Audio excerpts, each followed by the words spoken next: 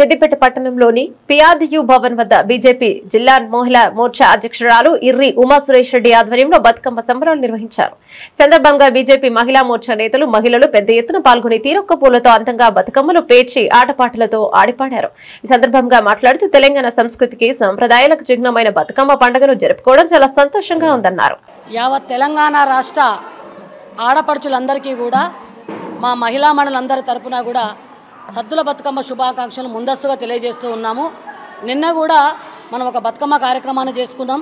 మా మహిళా మండలందరూ ఎక్కడ బతుకమ్మ పండుగలు జరిగినా అక్కడ పాల్గొంటూ ఉన్నాం. అలాగే మహిళా మోర్చా ఆధ్వర్యంలో శ్రీమతి ఇర్రి ఉమా సురేష్ రెడ్డి గారు చేసినటువంటి ఈ బతుకమ్మ సంబరాలలో కూడా పాల్గొని ఆడి పాడడం అనేది జరుగుతుంది. నిజంగా ఇక్కడ ఇంత ఆనందంతో ఇంత ఉత్సాహంతో ఆడబిడ్డలు ఆడుతున్నారు అంటే ఒక్కొక్కరు ఒక్కొక్క కళాకారులు కనబడుతూ ఉన్నారు. చాలా సంతోషం. ఈ సందర్భంగా సంస్థ నిర్వాహకురాలైనటువంటి శ్రీమతి ఉమా సురేష్ రెడ్డి గారికి మా అందరి తరపున కూడా ధన్యవాదాలు తెలియజేస్తున్నాం. అందరికీ జై శ్రీరామ్. మన తెలంగాణ సంస్కృతి పండుగ మన బతుకమ్మ పండుగ. ఇలాంటి బతుకమ్మ పండుగలు మన తెలంగాణ మాత్రమే జరుపుకుంటాము.